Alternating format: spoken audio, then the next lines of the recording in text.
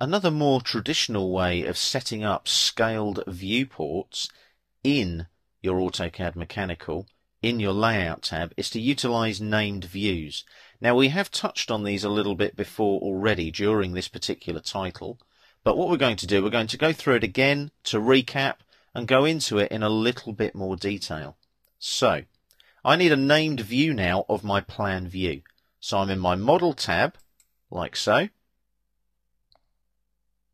And what I'm going to do is go up here to my Views panel in my View tab on the ribbon. You can also go to View on your menu bar, and you've got named views here as well, and you can go into named views there. You can do it either way, and either way will bring up your View Manager. Now we're in Model, so we click Model Views like so, and then we click on New.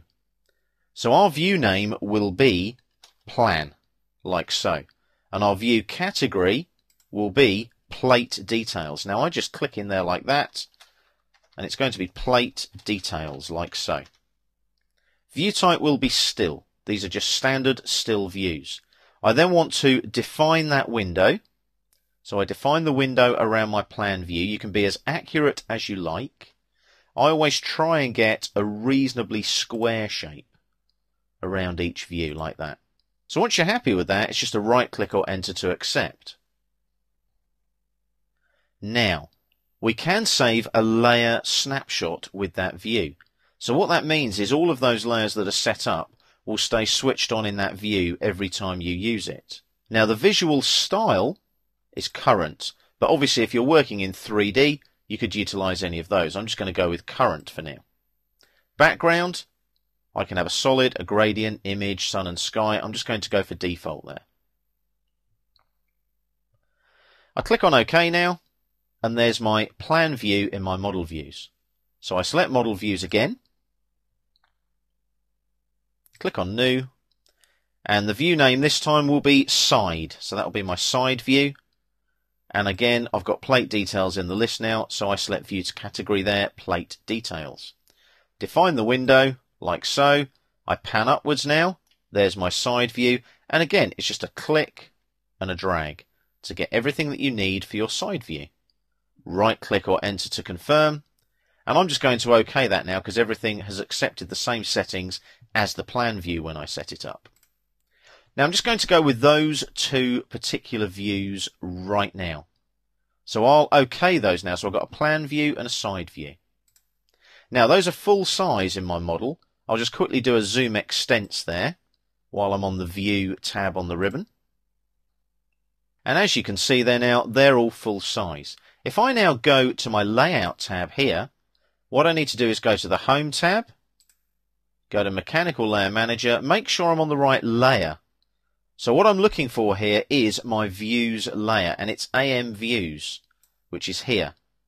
So I need to be on my AM Views layer. So I click there, click on the green tick, and make that the current layer, and then OK. So anything I draw now with regard to viewports is on the Views layer. OK. So what I've got to do here now is generate some viewports. So I go to the View tab on the ribbon again, Viewport Scale Area. So this time when I click, unlike scale areas, I'm just going to click, drag my window like so, and it will show me everything in there. Now, do I want the scale to be 1:1? So I can now set the scale of my viewport here very, very quickly and very, very easily. Yes, I do want it 1:1. So I'm just going to click on OK, and that scales it at exactly 1:1. I then double click inside the viewport, hold down the wheel on my mouse and pan. I don't want to zoom. So I get that where I want it, my plan view. I double click. Now, I can apply a view here. I go up here with the viewport active and say that I want my plan view in there. Now it'll automatically put the plan view to its extents in the viewport. So I would then have to double click inside the viewport, activate it, come down here to viewport scale, and I want that 1:1. So I now know that's exactly 1:1 in that viewport.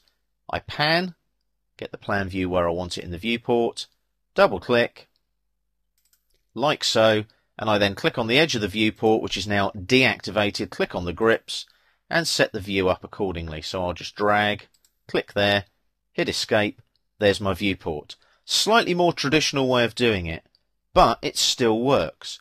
You'll notice though that scale areas tend to be quicker as per the previous exercise. So that's utilising name views. We'll do one more quick view there.